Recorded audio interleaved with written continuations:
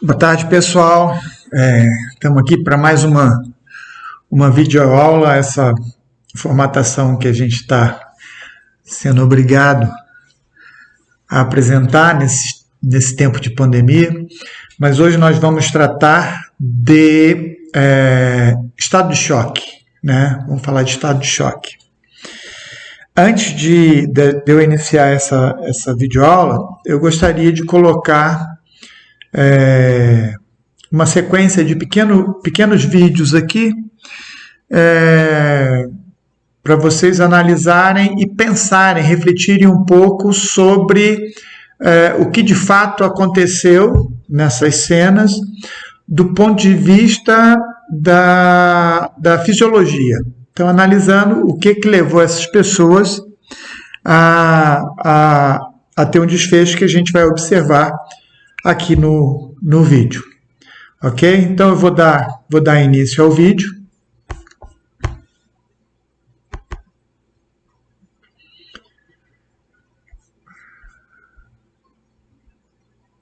Telefon gehen, Herr Ohm. Um Gottes Willen. You want to sit down? Go on. Okay. All right. Düşünüyorum. Yani bunun hem kendisi Implementado.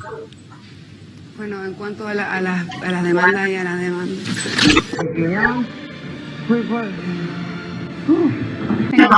But, you know, You okay? That you embrace. Of the sandbag. Agent Challenge is open to any college.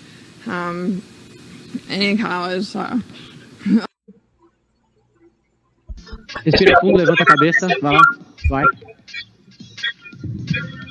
Você começa a se sentir meio esquisito, tudo vai ficando mais lento, o ouvido apitando e as coisas vão escurecendo até que... Preste atenção na linguagem corporal. Adriano Gonzalez começa a dar entrevista de braços cruzados. Traduzindo, ele quer dizer: estou morrendo de vergonha. Ou então, vocês de la prensa podem metralhar perguntas que estou protegido com meu escudo. Aí ele relaxa, solta os braços, apoia a mão na nave espacial do São Paulo para ouvir a pergunta. Na hora de responder, veste o escudo de novo. Tá calor, né, Gonzalez? Gonzalez abre um copo d'água, mas não bebe. Bota as mãozinhas para trás. Tá sentindo falta de ar já, isso é para abrir o peito, dá mais espaço para os pulmões. Passa a mão na cabeça, bebe um golinho d'água, se apoia com as duas mãos na bancada, mais um gole, respira fundo e pede para sair.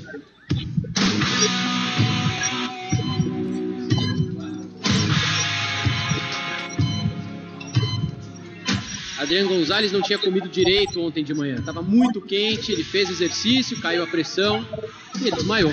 Normal. Aconteceu também no começo do ano com o Marcinho, quando ele chegou ao Corinthians. Foi fazer teste físico e apagou. E em 1999 com o Paulão, quando ele foi apresentado no São Paulo. No trabalho dia a dia eu posso demonstrar meus valores, está disfarçando o trabalho. Paulão tinha passado por uma viagem longa, fez vários testes, não tinha comido direito. Peraí, acho que eu não tô me sentindo muito bem. In this clip, I'm going to teach you how to do a gi choke in jiu-jitsu.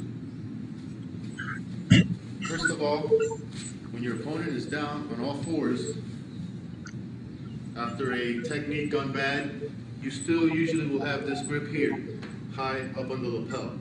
Okay, it's very important when you do this choke, that you bring your leg all the way over, okay, to control your opponent, and you need to stay down. I can't do this from up here, to stay down to control him.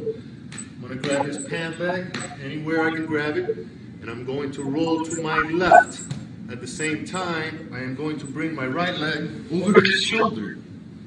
Again, to control him, and control him on the leg, control him on the lapel gi, and obviously he can't move from there.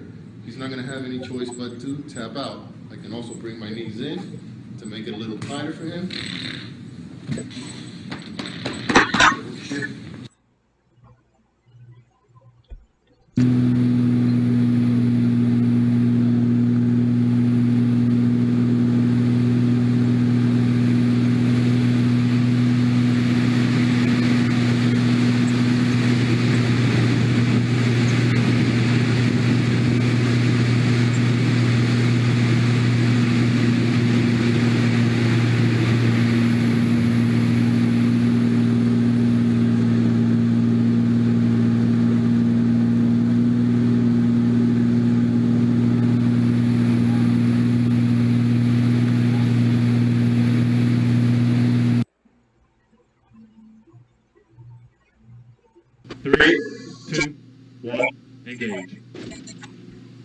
Legs tight, deep breath. You're on top, breathe. 1, 2, breathe. Drop the shoulders, breathe. 1, 2, breathe. Squeeze your legs, squeeze your butt. Hey, squeeze, keep squeezing, keep squeezing, keep squeezing.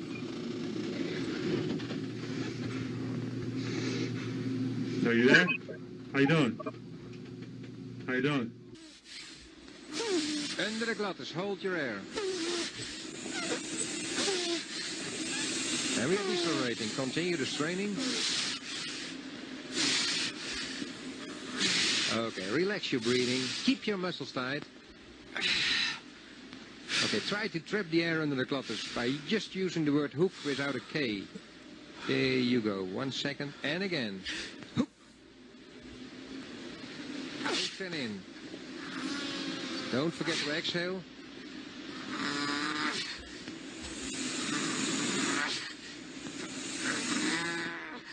All right, doing fine. We are decelerating for the last time. Okay. Everything tight, big breath, get on it, you're going up. On top, breathe. 1, 2, 3. Think lower body, get the lower body nice and tight, breathe. 1, 2, stay tight, stay tight. Good job. Alright, how's this going to work? You're just going to breathe normally, stay relaxed. Whenever you're ready, go ahead and pull back on that stick, okay? Okay.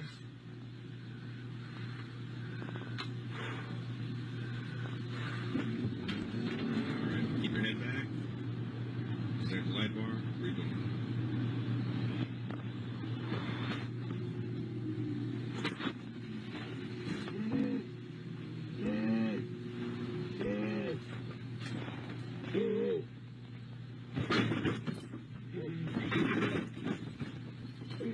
You alright, sir? You okay, sir? You doing alright? Whoa, yeah. How you feeling? I feel like I was in some sort of fist fight. Yeah, it looked like. Get moving at 3, 2, 1, engage. Alright. Go ahead and pull back on that stick. Let her go. Let it out. Let it go. Nap time. Relax those abs. Drop the shoulders. Relax your legs. Deep breath out. There we go. There we go. Oh yeah. There we go.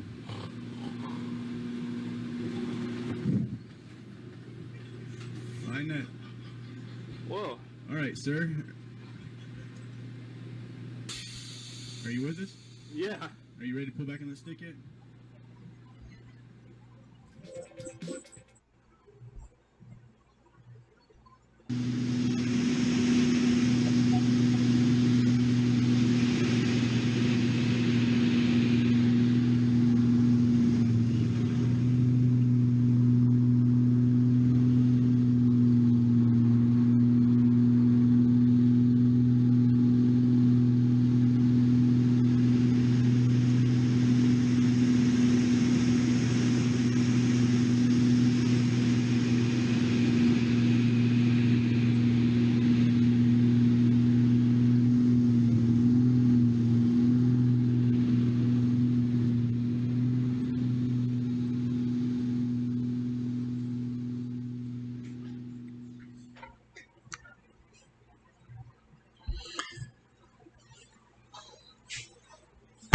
Bom, então como vocês puderam ver aí nesses vídeos, e aí eu gostaria de solicitar a vocês que vocês dessem um pequeno tempo para reflexão, na tentativa de explicar o que ocorreu do ponto de vista fisiológico nesses casos, o que eles têm em comum, para a gente iniciar. E aí vocês dariam uma pausa aí para fazer essa reflexão.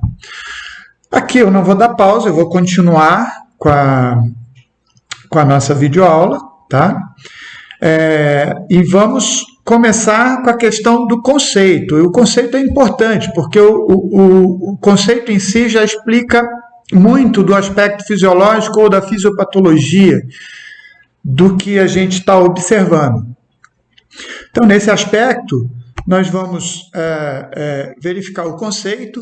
Embora nós já tivéssemos conceitos associando o quadro de choque à questão da pressão arterial, né? Embora tenha ligação, ela não explica com precisão o que ocorre com esse fenômeno.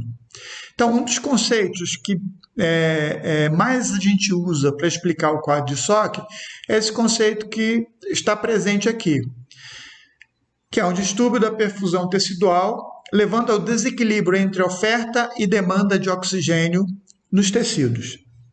Né? Nesse aspecto, ele se desvincula um pouquinho dos conceitos que colocavam como centro primordial da ocorrência do choque a pressão arterial. Nem sempre a pressão arterial leva a isso. Alguns conceitos preliminares que a gente vai precisar entender para compreender o processo fisiopatológico do quadro de choque. E aqui cabe ressaltar uma coisinha. Embora o quadro de choque ele não seja em si uma lesão, né? Normalmente ele está associado a um outro quadro lesivo, e a gente vai ver quais são os tipos de choque que nós podemos ter. Ele assume uma importância muito grande, porque esse mecanismo fisiopatológico do choque pode levar a um agravamento sério numa situação. Então, saber como o choque se instala através de sinais e sintomas é muito importante. Então, dando prosseguimento aqui ao nosso slide, um dos conceitos preliminares que a gente vai falar é sobre homeostasia ou homeostase, o que vem a ser esse conceito. Então, homeostase, antes de eu entrar no conceito, eu gostaria de colocar uma animação aqui para que vocês fossem respondendo, né? Embora eu não esteja ouvindo a resposta de vocês, vocês podem responder aí para vocês mesmos. Então, vamos imaginar um pequeno sistema que é uma caixa d'água e ela está hermeticamente fechada e vedada. Então, ela está com água. Esses peixinhos aqui nada tem a ver com a animação, é só para evitar que vocês durmam. Então, nesse sistema que você tem, onde você tem uma caixa d'água completa com água, fechada e vedada, você poderia dizer que esse é um sistema que se encontra em equilíbrio? Essa é a pergunta. E se ele se encontra em equilíbrio, isso significa que é um sistema que está em homeostase. Sim ou não?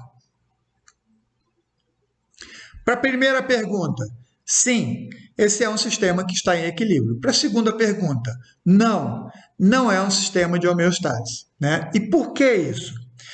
Muitas vezes se fala que a homeostase trata-se de um equilíbrio, mas não é só isso. Falta um outro elemento para a gente entender a homeostase do ponto de vista fisiológico.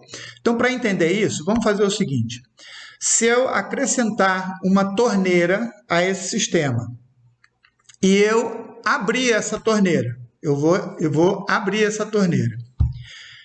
Eu posso dizer que esse sistema está em equilíbrio, mesmo não sendo um sistema homeostásico? Obviamente que não. Se você abriu a torneira, você tirou o equilíbrio desse sistema.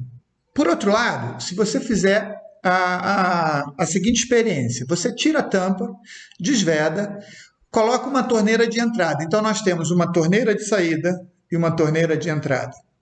E aí, nesse sistema, você abre a primeira torneira, que vai fazer com que o equilíbrio do sistema caia, mas, ao mesmo tempo, você abre a torneira de entrada, o que significa que você vai ter uma manutenção desse sistema. Então, ao mesmo tempo que ele tem uma saída, ele também tem uma entrada. Você poderia dizer que esse sistema está em equilíbrio? Sim, ele está em equilíbrio. Esse é um sistema que nós poderemos considerar um sistema homeostático? Sim, exatamente isso aqui, ó, aqui a gente fala que é homeostasia, que é equilíbrio dinâmico. No conceito de homeostasia, se você não coloca a questão do dinâmico no conceito, ele deixa de ser homeostasia. Ele pode ser um sistema equilíbrio, mas ele deixa de ser homeostasia. Isso aqui é o que acontece na maioria dos sistemas orgânicos que nós temos. Esse sistema de homeostasia, que é de um equilíbrio.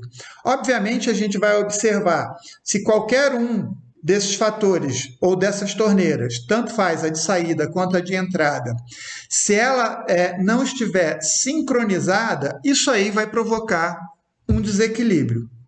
Então, organicamente, você teria uma situação, vamos dizer, de adoecimento, nesse caso. Então, vamos lá. Esse conceito aqui, que é equilíbrio dinâmico, se ficou bem entendido, a gente vai passar para o próximo conceito preliminar, que é um pouquinho mais complexo. Ele não é difícil, mas ele é um pouquinho mais complexo. E, com certeza, vocês já devem ter deparado com esses conceitos. E o conceito que a gente vai verificar aqui é o conceito de sistema de retroalimentação, ou feedback. Né? O que é um sistema de retroalimentação ou feedback? Um sistema de retroalimentação feedback é um sistema onde você tem uma caixinha de processamento e que você tem uma resposta ou uma saída dessa caixinha de processamento e você também tem uma entrada. Lembra do esquema que eu coloquei lá no slide anterior da caixa d'água? Basicamente seria isso aqui, para a gente entender feedback. Então, seriam as duas torneirinhas lá do sistema da caixa d'água. Então, para eu falar de um sistema de retroalimentação, basicamente esse é o esqueminha. Um sistema de processamento que tem uma saída e tem uma entrada. Esse sistema ele tem uma retroalimentação, e aí você vai entender essa palavrinha conceitual do retro ou feedback. Ou seja, de alguma forma, essa saída ela apresenta uma influência na entrada. Né? Então, isso nós chamamos de feedback. Né? O feedback ele pode ser positivo ou negativo. E aí é que entra um pouquinho da complexidade, da complicação para entender esse conceito. Então, o sistema de retroalimentação positivo, o que ele vem a ser? Então, é aquele mesmo esqueminha que a gente já viu aqui, né? O sistema de processamento, saída e entrada. Nós temos um sistema de retroalimentação e olha só que interessante. Aqui nós temos a setinha que vai para mais ou para menos, ou seja, aumentando ou diminuindo a saída. Tanto faz ser aumentando ou diminuindo a saída, isso não vai fazer referência ao positivo. Então, mesmo que você tenha uma diminuição na saída, ele pode ser um sistema de retroalimentação positivo dependendo do que vai acontecer na retroalimentação, ou seja, a influência que a entrada, que a saída positiva ou negativa vai ter sobre a entrada.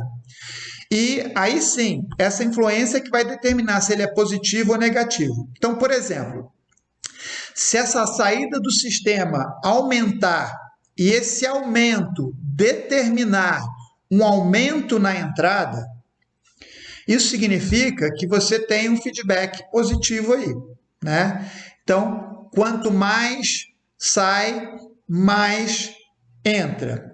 E pode ser também o contrário, ou seja, quanto mais diminui a saída, mais diminui a entrada. Esse é um feedback positivo e ele tem uma característica, é que ele tende à falência. Ele não pode ficar ad eterno nesse modelo, tá? Tanto é a entrada, se ele for de entrada ou é positivo ou negativo, ele é um sistema que tende a uma falência.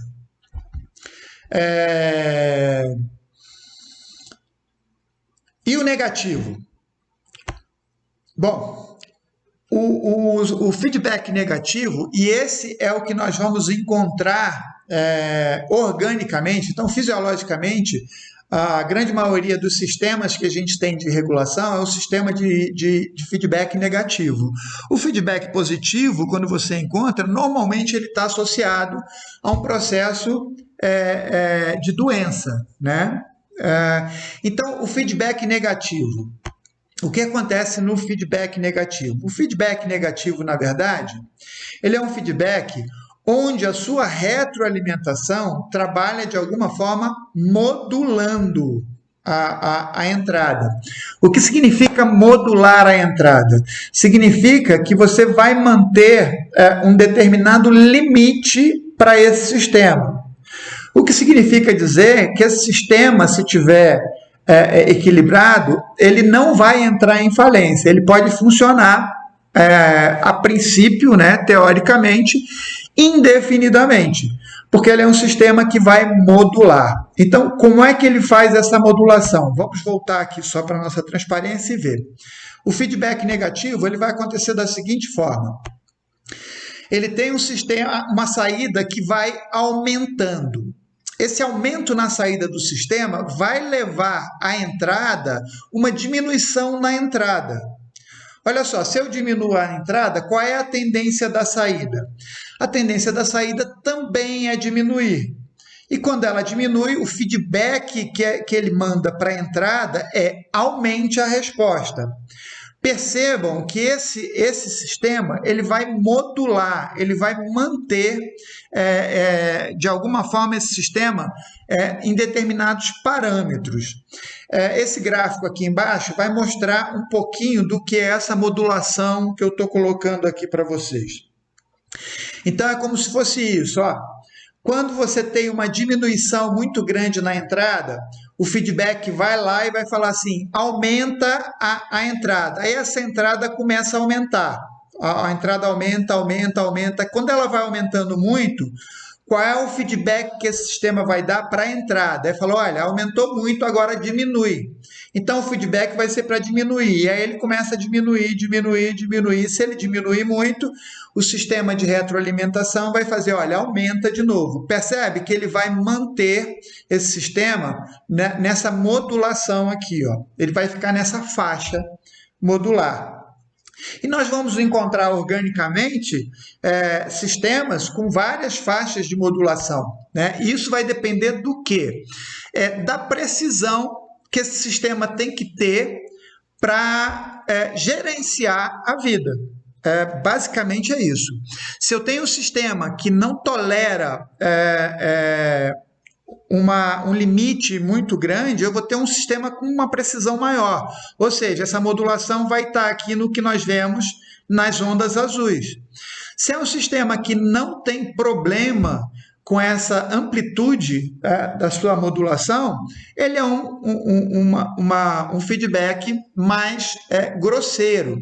Então, você tem aí uma modelagem fina ou uma modelagem mais grosseira.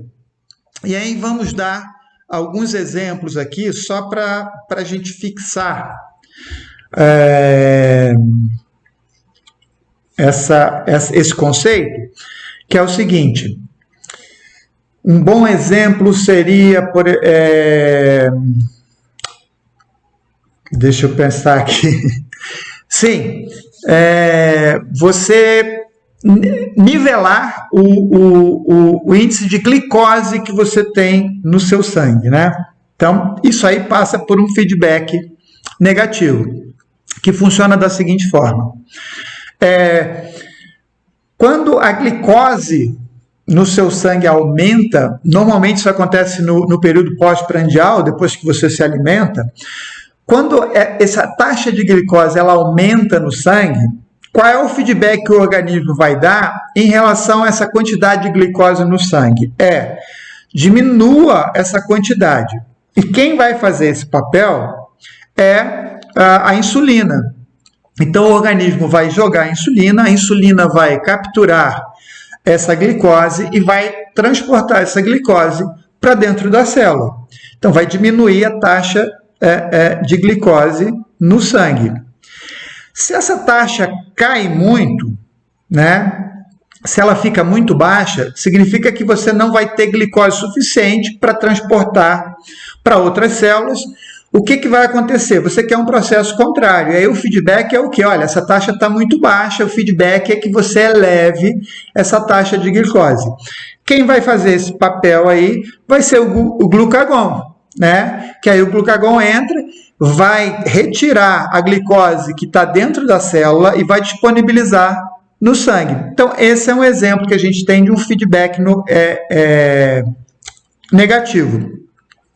Ele não precisa ter muita precisão, ele tem que ter uma certa precisão, porque senão ele pode, inclusive, levar a esse conteúdo que a gente está vendo aqui, que é um quadro de choque. A gente vai ver depois. As pessoas podem desenvolver choque por conta disso. Mas ele não precisa ter uma precisão muito grande. Vamos dar um exemplo aqui de um outro feedback, e esse sim requer uma precisão um pouquinho maior. Então, retomando aqui. Bom, tivemos uma pequena falha. Isso vai ser comum aí nesse processo em que a gente está se adaptando, se apropriando aí dessas ferramentas todas, isso vai acontecer. Peço que vocês compreendam. Estamos todos no mesmo barco. Mas vamos lá, voltando aqui.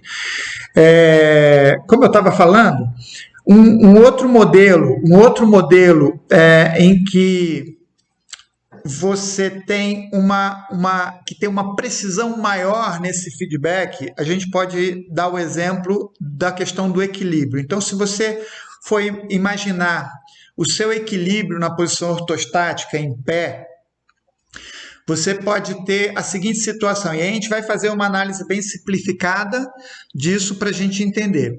Então, se a gente partir da análise do tornozelo, então você está lá, a pessoa está em pé, está em equilíbrio, parado, vamos analisar a articulação do tornozelo. E aí nós vamos analisar dois grupamentos ali, um grupamento da musculatura anterior da perna e posterior. E esses dois grupamentos eles vão trabalhar em conjunto para manter um equilíbrio. Ou seja, o seu tornozelo tem esse movimento. Para que você fique parado, ele tem que estar fixo. E isso vai acontecer com esses dois grupamentos trabalhando em conjunto. Ou seja, quando o sujeito ele tende a desequilibrar para frente, a musculatura posterior da perna vai se contrair, puxando ele para trás. E aí, se ele for muito para trás, a musculatura anterior da perna vai se contrair, puxando ele para frente. Verifique que eles vão ter esse jogo. Se você não tivesse uma precisão tão grande, como é que você veria um sujeito, então, em pé? Você veria esse sujeito fazendo esse movimento aqui, ó, como se tivesse uma árvore ao sabor dos ventos. Ele está aqui, ó. Musculatura posterior, anterior, posterior, anterior. Você não percebe isso, porque isso é uma regulagem fina, né? Você só iria verificar esse movimento de retroalimentação se você usasse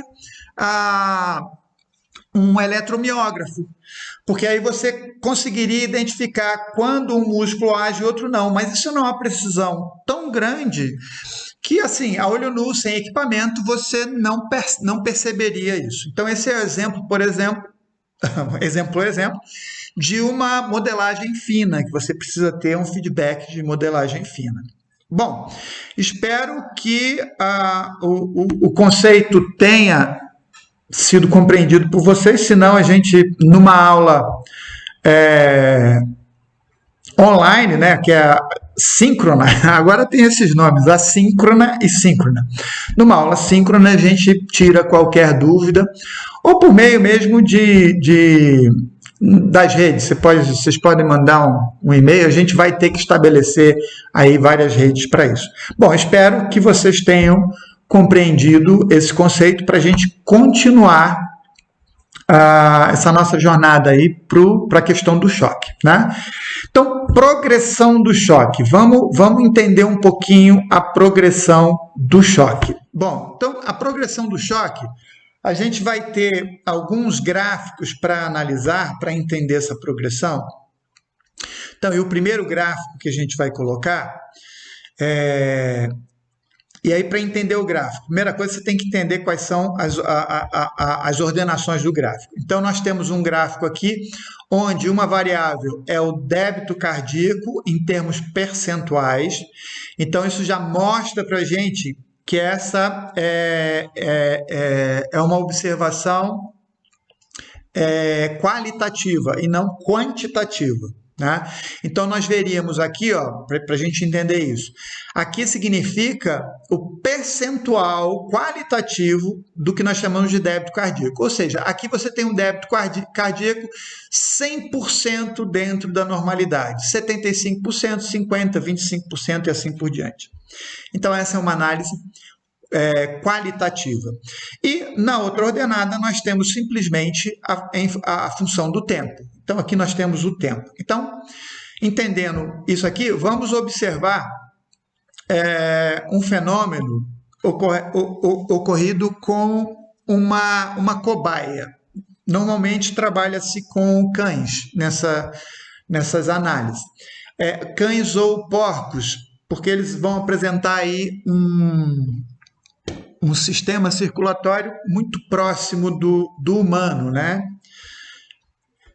Então, olha só, nesse caso aqui, eles pegaram um cãozinho e provocaram uma hemorragia nesse cão e ficaram observando o percentual qualitativo do débito cardíaco desse animal. E foram observando, foi caindo, conforme a hemorragia transcorria, foi caindo até esse ponto. Nesse ponto, eles fizeram um tamponamento da hemorragia, ou seja, eles cessaram a hemorragia. Tá? Então, aplicaram lá um torniquete. Bom, eles cessaram essa hemorragia. E ficaram observando qual era o comportamento dessa variável no animal. E olha o que foi observado nesse animal. Observou-se que, a partir do ponto onde foi feito o tamponamento, esse animal começou a ter uma recuperação. Você vê aqui que ele começa a recuperar o débito cardíaco, tem uma pequena estabilização, essa estabilização não se mantém e ele começa a cair, decair e cai e chega a óbito. Esse animalzinho foi sacrificado e foi a óbito. Nesse ponto aqui, esse pontinho aqui, ele vai determinar para a gente um conceito na progressão do choque, né? Que a gente vai entender agora, que é o chamado choque progressivo, ok? Então, em relação a isso, nós podemos classificar o choque em dois tipos, progressivo e não progressivo. Qual é o choque progressivo? É o que progride. E o não progressivo é o que não progride. Né? Isso é óbvio. Mas vamos lá. O que seria o progressivo? Assim, melhorando a explicação do conceito. Né? O progressivo é aquele choque onde, se não houver nenhuma intervenção externa neste momento, se você só cessar a hemorragia e deixar o animal por conta própria, o organismo dele não vai conseguir restabelecer a homeostase, o equilíbrio, trazer o animal até esse nível aqui de equilíbrio. Ele tem até uma progressão aqui, mas depois ele não consegue sustentar e vem a óbito. Toda vez que o animal chegar nesse pontinho aqui, que se estabeleceu em torno de 25%, ele entra no que nós chamamos de choque progressivo. Ou seja, se nada for feito externamente, esse animal vai progredir para óbito. Se isso acontece, se o tamponamento acontece em qualquer ponto antes desse, vai acontecer um outro fenômeno, que é a ocorrência do choque não progressivo. Bom, se eu já conceituei o progressivo, o não progressivo vai ficar fácil agora. Então, o não progressivo é todo aquele choque em que os mecanismos biológicos daquele indivíduo são suficientes para restabelecer a homeostasia desse animal, desse indivíduo, né? Então, todo choque em que os próprios mecanismos, e a gente vai entender cada um deles, quais são esses mecanismos biológicos, a gente vai falar sobre cada um deles. Toda vez que o próprio indivíduo consegue, por esse mecanismo, restabelecer a homeostase, ele está aí num choque não progressivo. Ok? Até aqui? Beleza? Então vamos lá. Prosseguindo, a gente vai entrar num outro conceito de choque, né? Numa outra característica de choque, melhor dizendo, que é o choque irreversível. Então, nesse aspecto, nós teríamos os choques que são reversíveis e os choques irreversíveis. Não confundir essas duas características. Uma coisa é o choque progressivo e não progressivo, outra coisa é o choque reversível e irreversível. Ok? Então vamos lá, vamos entender essa ideia do choque irreversível. E aí nós temos esse pontinho aqui, ó. Esse pontinho é que vai determinar a divisão desses dois tipos de choque agora. Então, desse ponto para cá, você tem o choque irreversível. Desse ponto para cá, você tem o choque reversível. Isso é importantíssimo para a gente que vai trabalhar... Opa, eu adiantei aqui. Para a gente que vai trabalhar na parte de primeiros socorros. Isso é fundamental. Por quê? Isso aqui vai indicar quando eu posso intervir externamente e obter sucesso no quadro de choque. Então, se eu fizer um atendimento no indivíduo que até esse pontinho preto aqui, ó, eu consegui reverter o quadro, ou seja, seria um choque reversível. A partir desse ponto, não importa o que eu faça, esse indivíduo vai progredir a óbito. Então, isso é um conceito muito importante para nós que vamos trabalhar aí com primeiros socorros. E veja que esse primeiro, que é o choque progressivo e não progressivo, ele está associado a essa ordenada aqui, que é o percentual do débito cardíaco. E esse não, ele não tem mais uma relação com...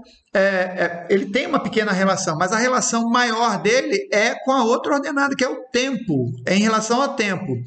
E isso vai trazer para a gente o porquê que o atendimento de primeiros socorros requer uma certa urgência, né? Você tem que ser urgente nesse atendimento, porque o tempo, né, nesse caso, vai estar sempre contra nós. Quando eu digo nós, eu estou dizendo aquele que vai efetuar as manobras de primeiros socorros. Ok? E para enfatizar isso aqui, a gente vai continuar, e olha só o que fizeram nesse animal. No momento em que ele ultrapassou esse ponto da irreversibilidade, eles fizeram uma transfusão, que seria a intervenção mais direta possível desse animal.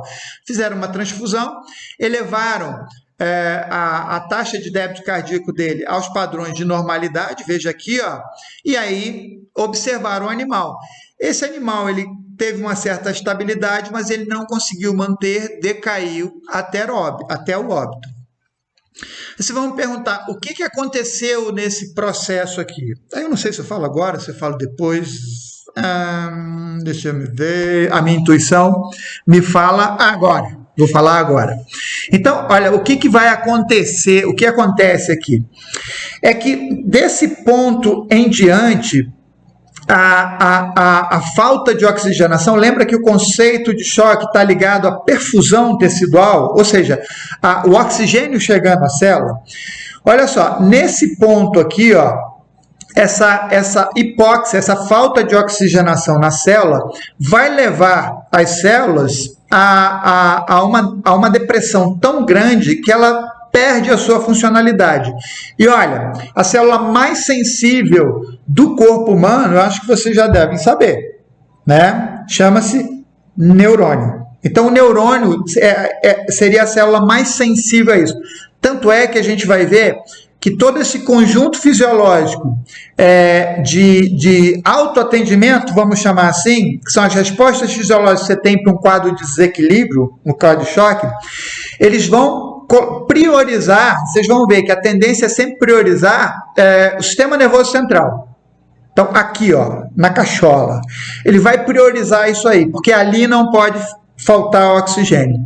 Então, isso significa que o tempo foi muito grande e que células nervosas foram lesadas, tá? Algumas delas, a maioria delas, aqui o sujeito pode até não vir a óbito, mas ele vai apresentar sequelas.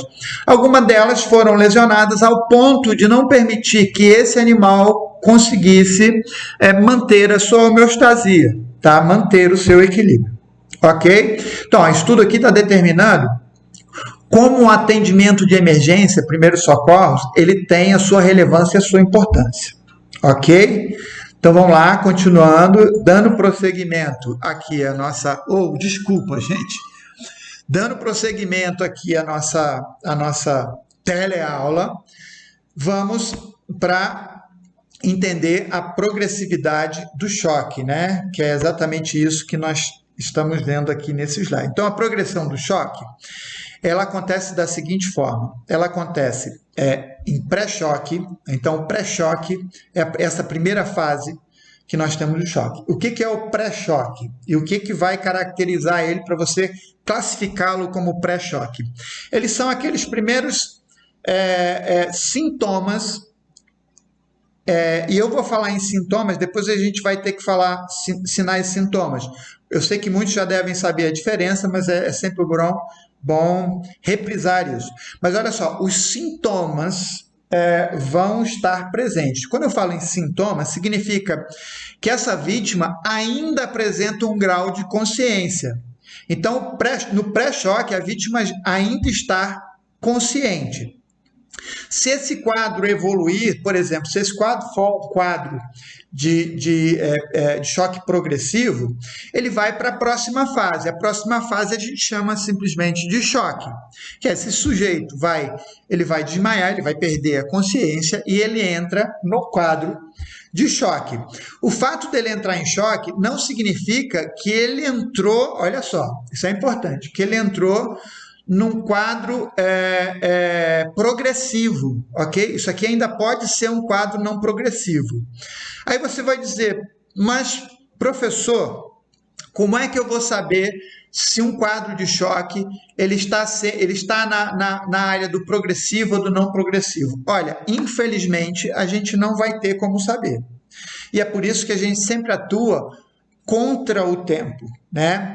E assim, em primeiros socorros tem uma regra que é muito importante para o socorrista, é que isso não é uma lógica pessimista para o socorrista, ok? Não entenda isso como pessimismo, mas ele é pintar o quadro mais grave, o pior quadro possível que ele possa encontrar.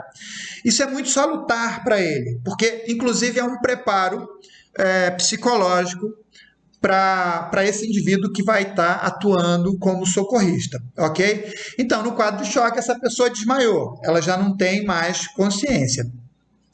Se isso continuar, ele pode progredir para um choque irreversível. Aqui sim, olha só, se ele desenvolve um choque progressivo e se ele não tiver um socorro, ou seja, uma ação externa, para ajudar o organismo dele a chegar à homeostase, ele vai entrar no que nós chamamos de choque irreversível, que é ultrapassar esse pontinho preto aqui, ó. Tá observando?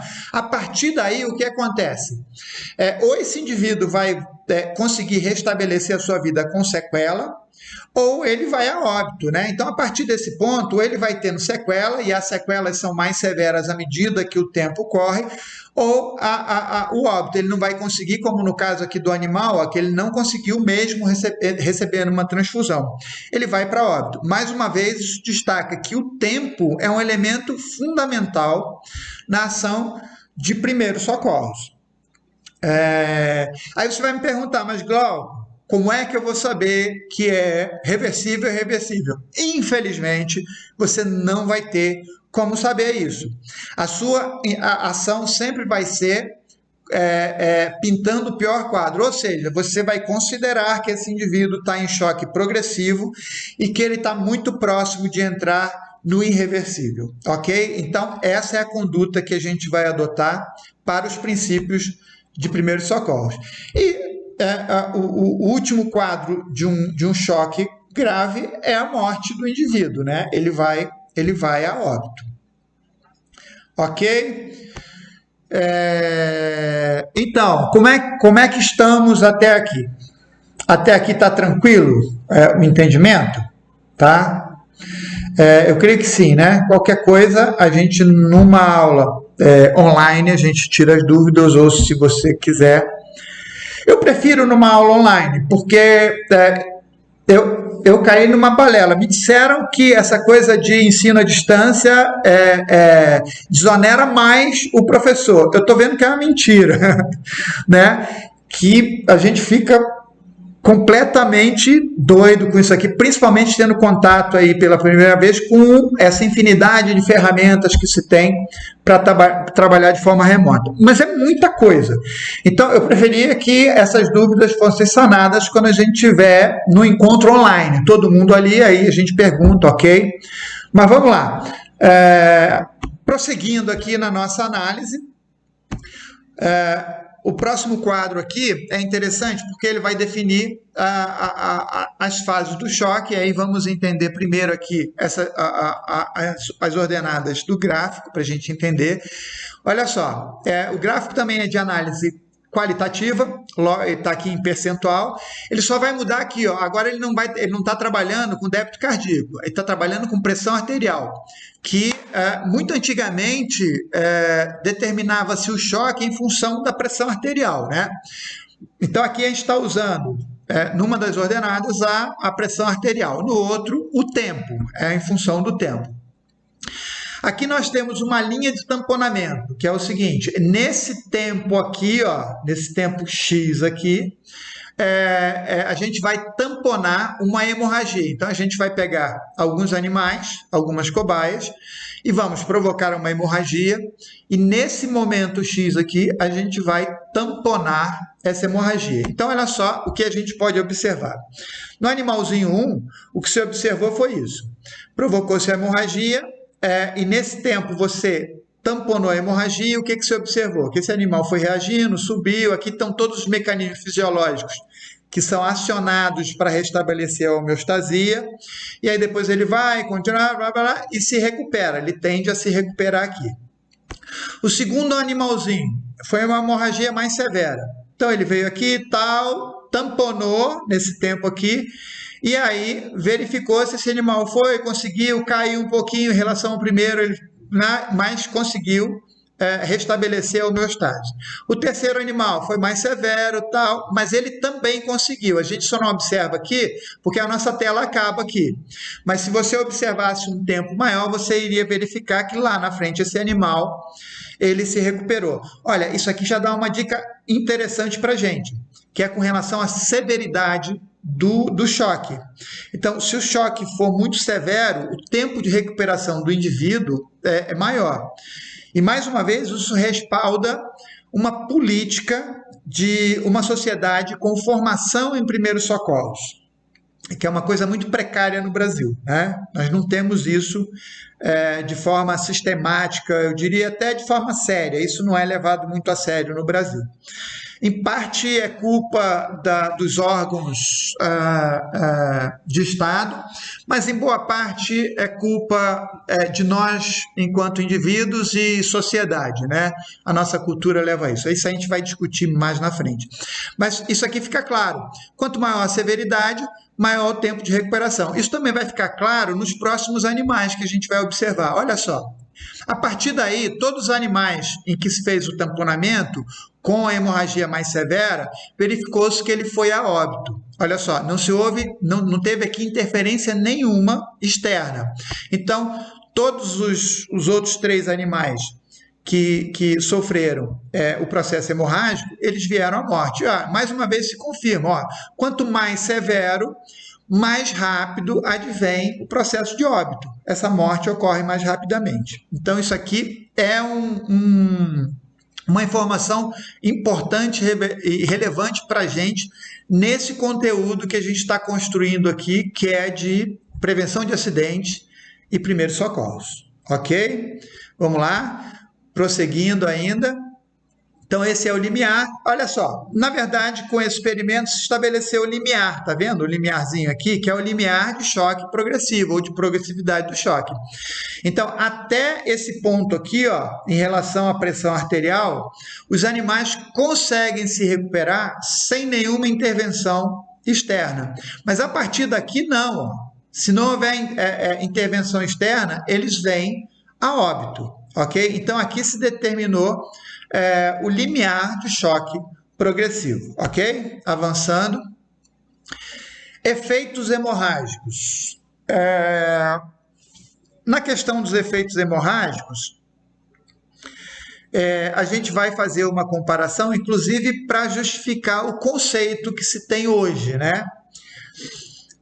Nós temos aqui o conceito de débito cardíaco e pressão arterial, né? Então, eles vão estar junto aqui, tanto débito cardíaco quanto pressão arterial, para a gente ver que, embora eles andem associados, um não responde com precisão o conceito de estado de choque. Então, nesse experimento aqui, ó, as duas variáveis vão acontecer em função do mesmo tempo, ok? Então, você verifica que eles andam par e passo aqui, ó. Você tem o débito cardíaco e a pressão arterial com uma pequena variação, mas eles andam par e passo. Então, eles têm uma correlação. A gente pode dizer que eles têm uma correlação. Aqui, ó, foi definido, tá, o limiar de irreversibilidade. No gráfico anterior, a gente viu o grau de progressividade, aqui de irreversibilidade. E verificou-se aqui, se eu não me engano, esse experimento foi feito com porcos, tá? Porque o porco apresenta uma aproximação ainda maior com o ser humano, em detrimento do cachorro. Então, em 30% de perda sanguínea, você entra no que a gente chama de choque irreversível. Então, se um ser humano perder aproximadamente 30% do seu volume circulante, ele entra numa progressividade. Aí lá na frente, quando a gente for ver hemorragia, essa vai ser uma informação importante também. E isso vai explicar por que na grande maioria dos casos, uma hemorragia assume prioridade em um atendimento de primeiros socorros. Gente, eu sei que eu estou dando muita informação, mas não se preocupem. Eu acho que uma das vantagens de se trabalhar dessa forma remota é que esse material vai ficar aí para vocês podem rever quantas vezes vocês quiserem. E aí vocês me dão um feedback depois, quando a gente estiver num contato online, para verificar se eu estou indo muito rápido, muito lento, como é que está essa história. Beleza? Tranquilo? Não se preocupem, está todo mundo junto nessa barca, nessa história. Tipos de choque. Olha só, de forma clássica, nós temos aqui 5 tipos de choque, todos eles explicados pelo mesmo mecanismo fisiopatológico, ok? A forma... Fugiu a palavra aqui. Até voltei. A forma primária é que difere, tá? A forma primária vai deferir aqui. Deferir ou diferir? Não sei. Depois a gente vê isso. Os tipos de choque.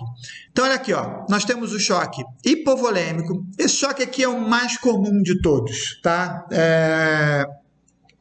Alguns colocam aqui no hipovolêmico o choque, não é a mesma coisa, mas o choque hemorrágico, tá? O choque hemorrágico está dentro desse choque aqui, que é o choque hipovolêmico, que é um choque provocado, ó, hipo é de pouca, né? Volemia é circulação, pouca circulação. Então, quando a circulação ela está diminuída e ela não necessariamente acontece por um processo hemorrágico, nós entramos no que chamamos de choque hipovolêmico. Esse é o mais comum. O próximo é o choque cardiogênico. Bom, aqui ele já se autoexplica, né? O coração ele é tido como uma bomba, é a bomba que vai promover a circulação. Então, qualquer problema que você tenha nessa bomba significa que você vai ter um déficit de circulação. e, consequentemente, um déficit de oxigênio. Então, o choque cardiogênico, tá, é um outro tipo de choque. Vai ser importante porque o procedimento de primeiros socorros vai ter que ter certos cuidados aqui. Então, você vai ter que conseguir identificar com uma certa precisão o tipo de choque que está ocorrendo, ok? O próximo é o choque neurogênico. O choque neurogênico é aquele choque que as pessoas associam a um estresse emocional. Quando a pessoa tem um estresse emocional, que pode ser uma boa notícia, uma má notícia, e aí a pessoa fica, ai meu Deus, eu vou desmaiar, ela começa a ficar branca. Esse choque nós chamamos de choque neurogênico. Muita gente fala maldosamente, chama esse choque de piti, e não é piti, gente, ele ocorre mesmo, tá? Desse conjunto todo, ele é o mais softzinho, ele é o mais suave, dificilmente uma pessoa vai evoluir para óbito num choque desse tipo, a não ser que ele tenha um problema associado. Fora isso, dificilmente uma pessoa venha a óbito. Então, mas não é piti, isso ocorre de fato. Então, uma pessoa que tenha uma descarga emocional, um estresse emocional, ela pode desenvolver esse tipo de choque. O choque anafilático. E aí vamos pegar esses dois conjuntos, porque eles estão muito próximos, na verdade. O que vai mudar aqui é o fator primário que provoca um ou outro. Tá? No anafilático, você tem um mecanismo muito semelhante, primário, mas é provocado por uma substância inorgânica. Então, uma intoxicação. Você tem uma intoxicação. É muito comum, por exemplo, pessoas que levam picada de abelha, picada de formiga, e que podem desenvolver esse tipo de choque. Então, esse choque nós chamamos de choque anafilático.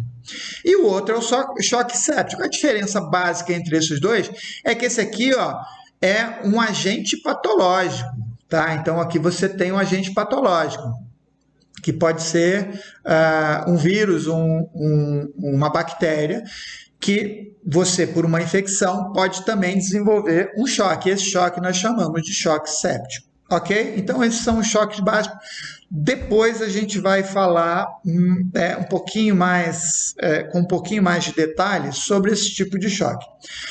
Basicamente, o tratamento de primeiros socorros, de primeiros atendimentos que a gente dá para esses choques aqui, é o mesmo, basicamente é o mesmo, com algumas variações. A gente vai falar, uma variação ocorre nesse tipo de choque aqui, aqui nós vamos ter uma diferenciação até considerável, tá? No cardiogênico, e no caso do choque hipovolêmico, quando ele é proveniente de um choque hemorrágico e por hemorragia interna.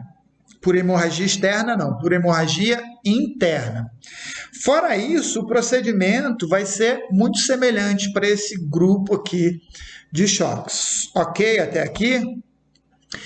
Avançando mais um pouquinho, tá? Choque hipovolêmico. A gente vai entender os mecanismos da fisiopatologia aqui usando o hipovolêmico, porque ele é o mais comum. Mas o mecanismo fisiopatológico, ele vai ser o mesmo para os outros, ok? Ele não vai diferenciar dos outros. A única diferenciação dos outros é na intervenção primária, o que primariamente levou a esse quadro, ok? Estamos entendidos aqui? Então, olha só, analisando, nós vamos ver, aqui nós temos o nosso sistema circulatório, representado aqui pela circulação sistêmica e pela circulação pulmonar, ok?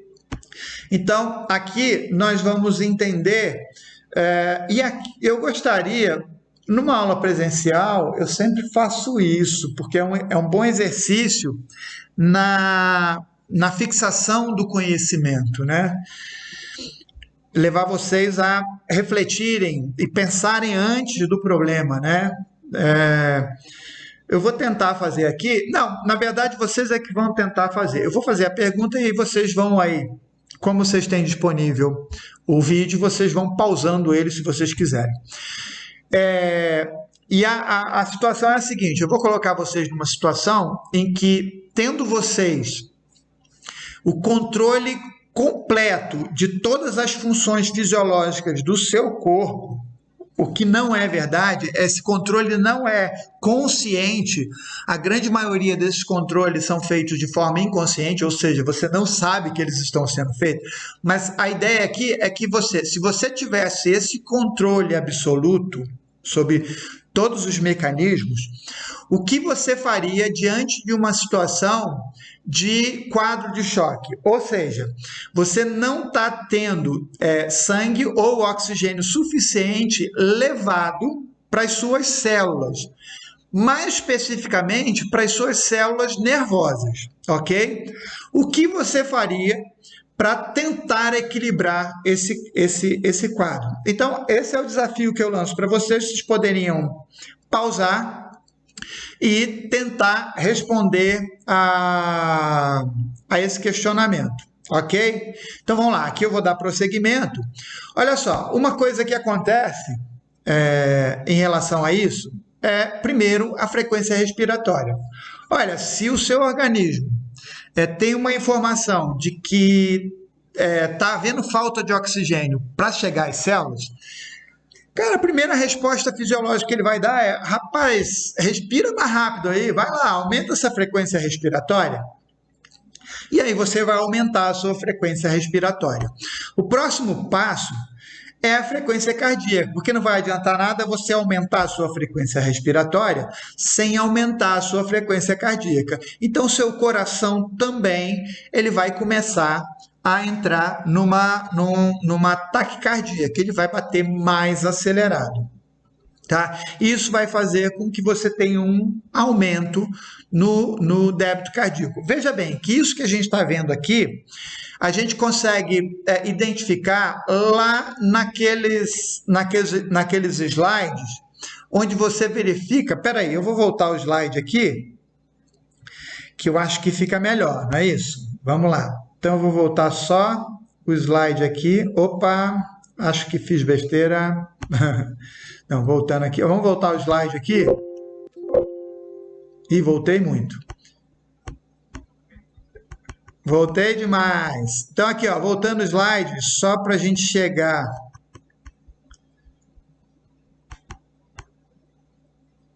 Aqui, pode ser esse. Ó, esse processo de subidinha aqui, tá vendo? Que o animal ele sofreu uma hemorragia, tamponou-se a hemorragia, tá vendo esse processo de subida aqui, ó? A gente vai ver que esse processo de subida são exatamente os mecanismos que a gente está analisando agora no slide que a gente está fazendo, tá? Exatamente aquilo. Então, aumento da sua frequência respiratória, aumento da sua frequência cardíaca, isso faz com que o débito cardíaco aumente, tá vendo? Isso aí vai fazendo com que o organismo tente estabelecer a homeostasia, aquela subidinha lá que a gente viu no gráfico. A força de contração do coração também aumenta, ele bate com mais força, ok? Uma osmose intravascular. O que é essa osmose intravascular? Isso aí é uma coisa interessante no nosso organismo. Essa osmose intravascular ela vai permitir que você tenha um aumento na pressão arterial, tá? Essa osmose intravascular, alguns até chamam de forma poética um processo de autotransfusão. Ele só não é uma autotransfusão porque não é feita de sangue, mas é líquido, tá? O que acontece? É que nessa situação em que você está num quadro de choque, em que sua pressão arterial cai, o organismo começa a pegar água do interstício e jogar para dentro da circulação, tá? Então, o que vai acontecer é que a água que está no interstício, olha só, ela vai para dentro da circulação. E olha, essa taxa de perfusão, ela é alta. Olha só, dependendo do quadro, você tem uma taxa de perfusão de 1 litro hora, tá? Que sai água do interstício para a sua circulação, ok? Isso aí vai levar a gente a um processo que lá na frente a gente vai identificar enquanto sinal, para a gente identificar enquanto sinal de um quadro de choque. E aí a gente vai ligar essas coisinhas todas, a gente vai fazer o link disso tudo. Tá? O próximo mecanismo que o seu organismo vai fazer é o seguinte: aqui ele possibilita priorizar. Eu falo assim, olha, eu tenho sistemas que precisam mais de oxigênio do que outros. Tá? E como é que ele vai fazer isso? Ele vai fazer isso com o mecanismo vasomotor, né? Então ele vai provocar uma vasoconstrição periférica.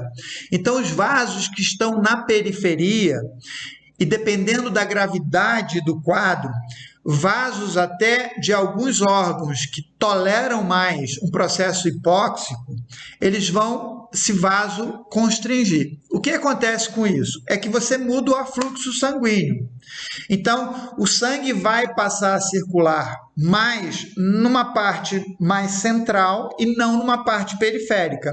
Então, o organismo, de forma inteligente, fala assim, olha, aqui não precisa de muito sangue, deixe esse sangue para os sistemas que precisam mais. Então, isso aqui é um outro mecanismo que irá ocorrer nesse processo. Olha só, a gente acabou de ver aqui, o que a gente acabou de ver aqui foi a fisiopatologia de um quadro de choque. E olha que interessante, como é importante a gente conhecer a fisiopatologia, né? Porque, olha só, com a fisiopatologia, se eu sei como é que esse choque ele acontece, como é que ele evolui, ele de cara, ele vai me dar duas coisas, mas de cara ele vai me dar todo um conjunto de dados que nós vamos chamar agora de sinais e sintomas. Então, eu vou ter sinais e sintomas, conhecendo o processo fisiopatológico. Uma série de sinais e sintomas que vão favorecer a minha análise e a minha conclusão sobre o que está acontecendo com aquela vítima. Se ela está entrando em choque, se esse choque é um choque severo, não é? Em função disso. Uma outra coisa que ele vai me dar também é os procedimentos ou as manobras. Eu vou entender com mais clareza as manobras de primeiros socorros. Por que eu uso determinada manobra? Por que essa manobra? Porque eu tenho o conhecimento dessa fisiopatologia. Ok? Então, retornando lá, sinais e sintomas. Aqui eu vou lançar mais um desafio para vocês. Aqui, nesse momento, eu vou lançar mais um desafio para vocês. E vamos ver se o que eu falei anteriormente ele está de acordo.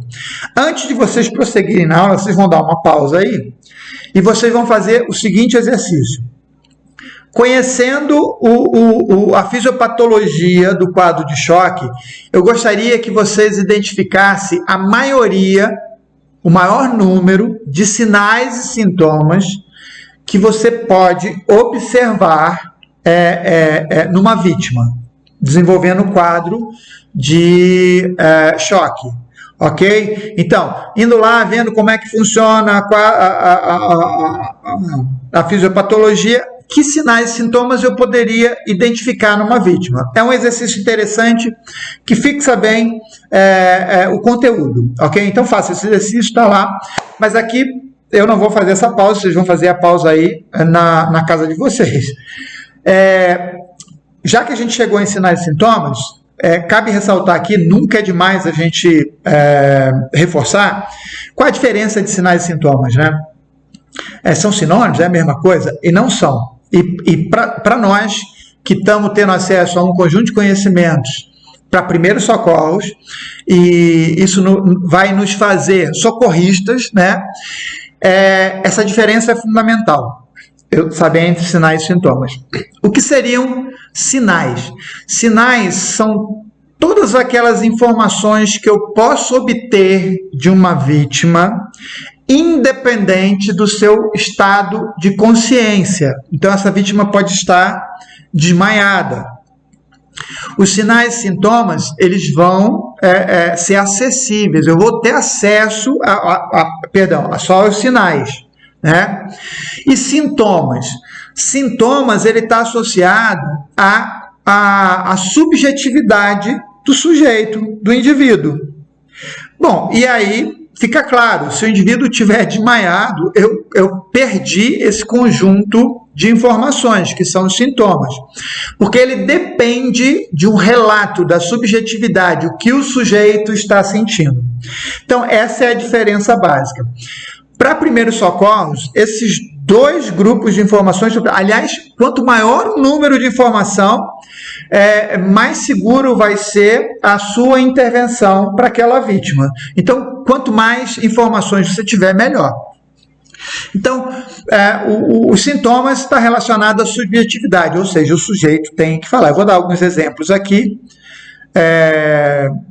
E aí vou propor também pausa, né? Você dê pausa, né? E para tentar, eu vou falar qual é a informação e vocês dão pausa se é sinal ou sintoma, beleza? Vamos lá para esse desafio. Isso é muito bom para fixar o conteúdo.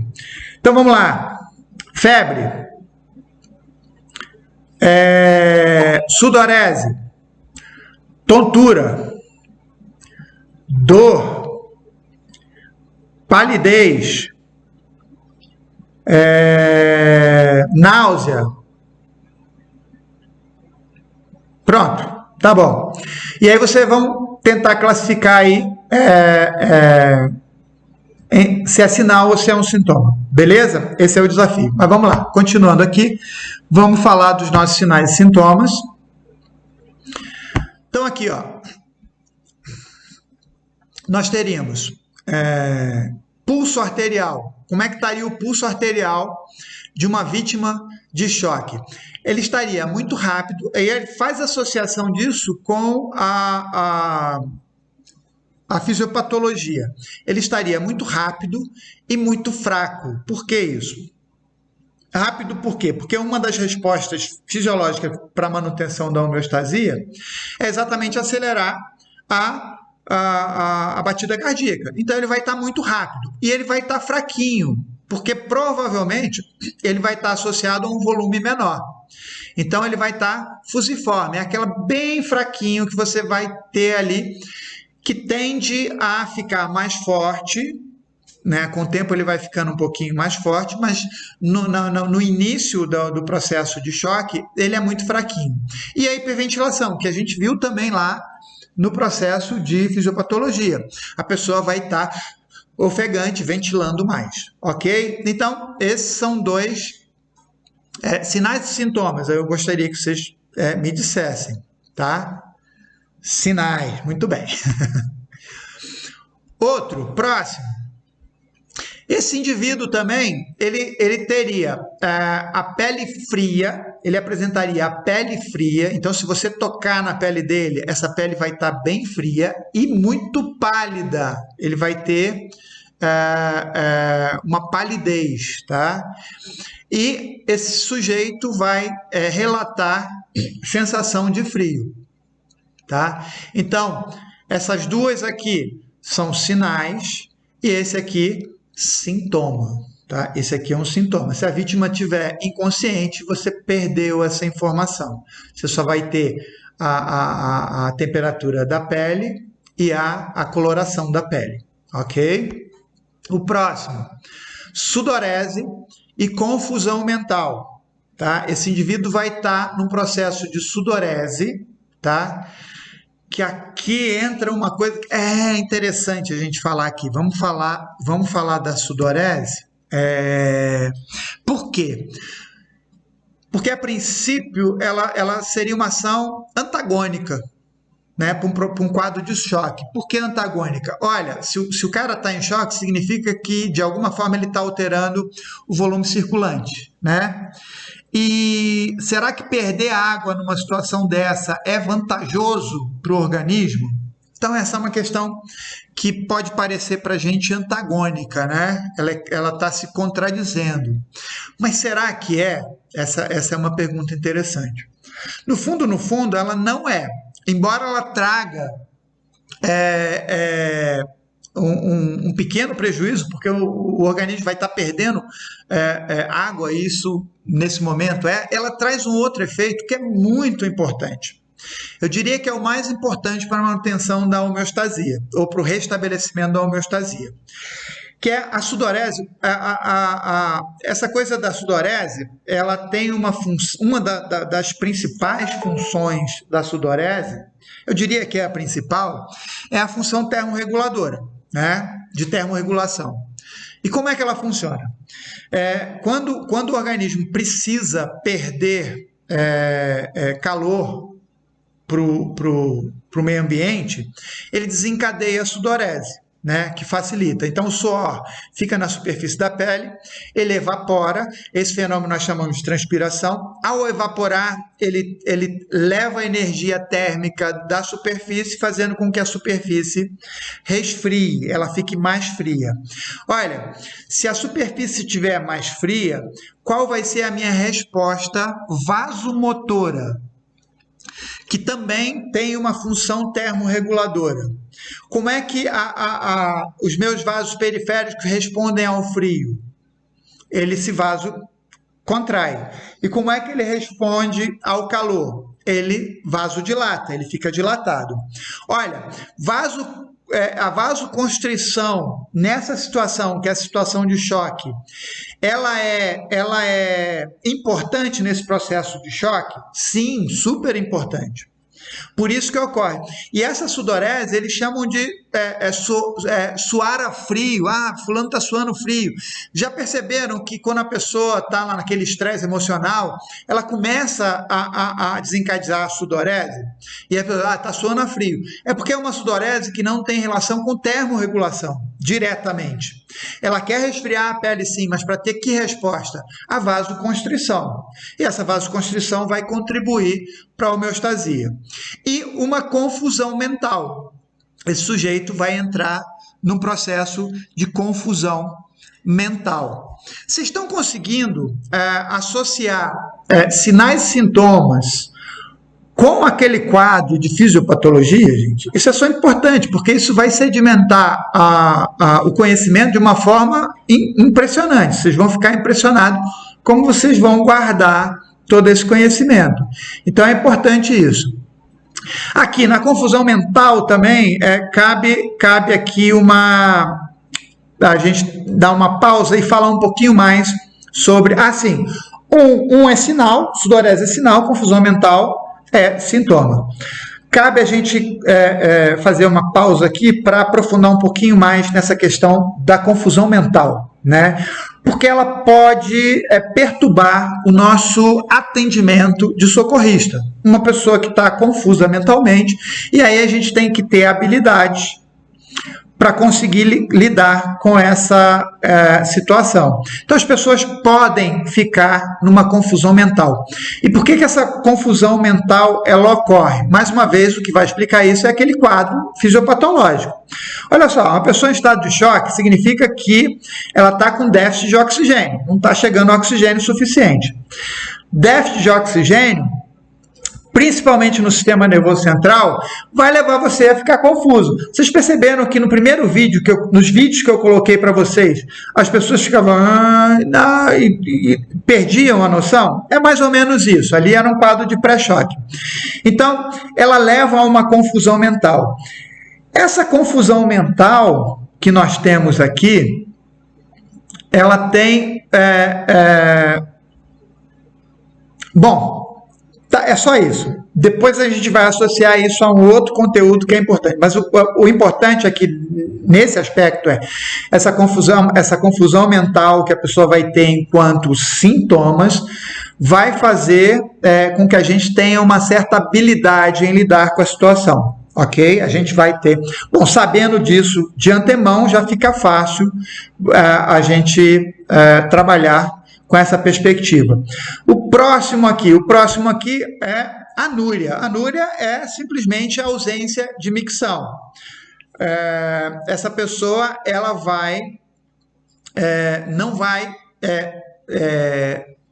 urinar com muita frequência, né? Ela vai ficar sem urinar. Isso aqui é porque o próprio organismo está tentando se defender.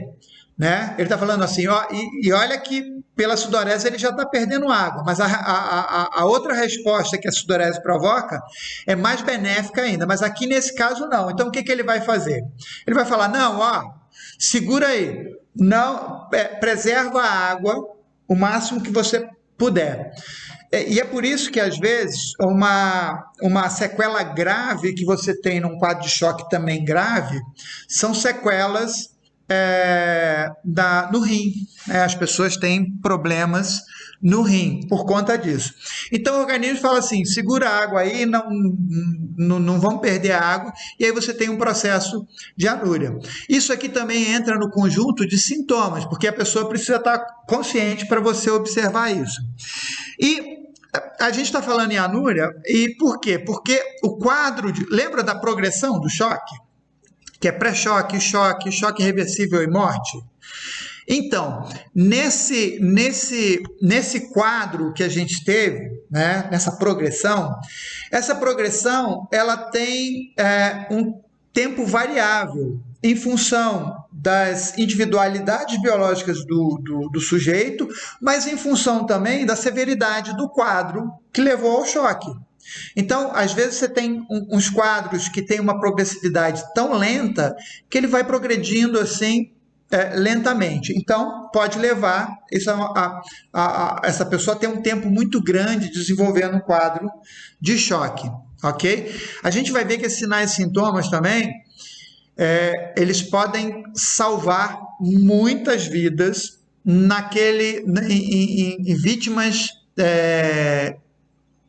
com atendimento pós-hospitalar, ok? Vítimas que foram atendidas no hospital, tiveram alta e depois começaram a ter um agravamento no caso e muitas vezes vieram à morte. Olha, se as pessoas tivessem conhecimento desse conjunto de sinais e sintomas, muitas vidas seriam salvas só por conta desse conhecimento, ok? Lá na frente também a gente vai, não se preocupe que a gente vai falar disso com mais calma, tá?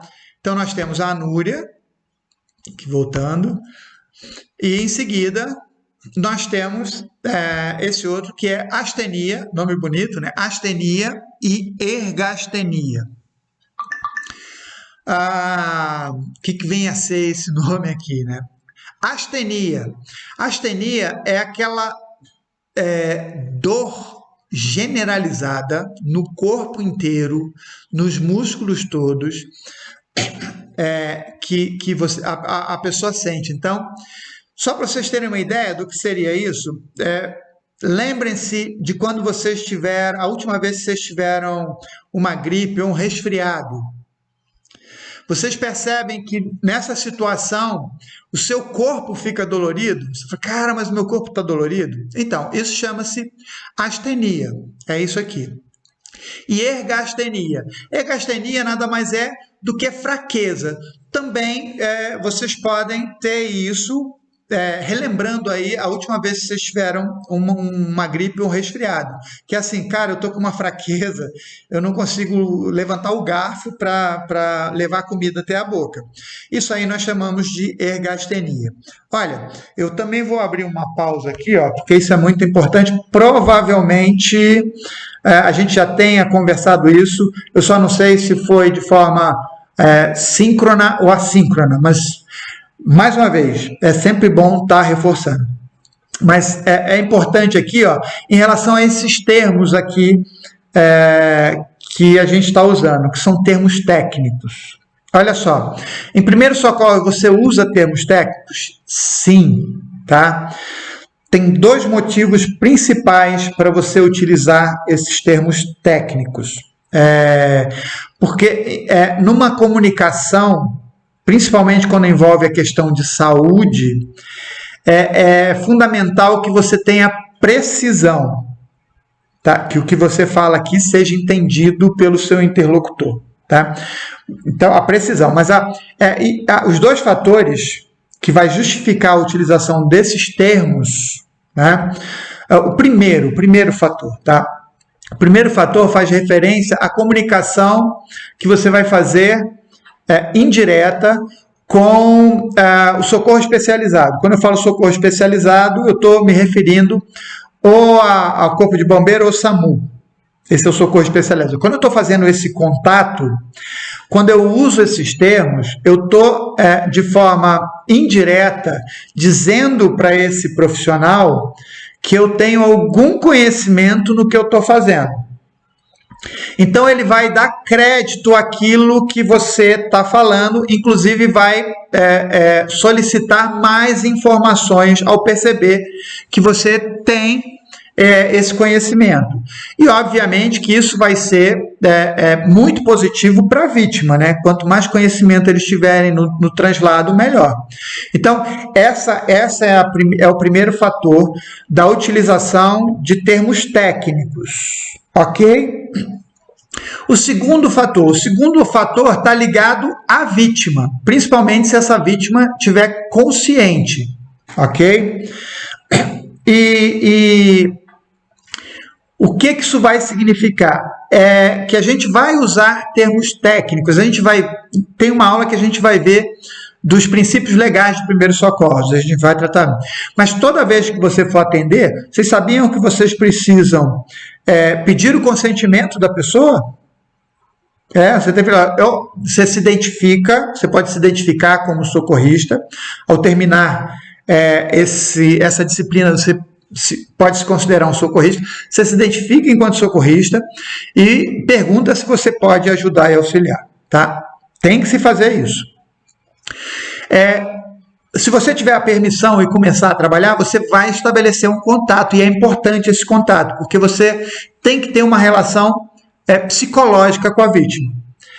E você tem que demonstrar segurança. E olha só, se você usa um termo técnico desse para uma vítima, ela fala, mas ela não vai saber o que é. Não importa.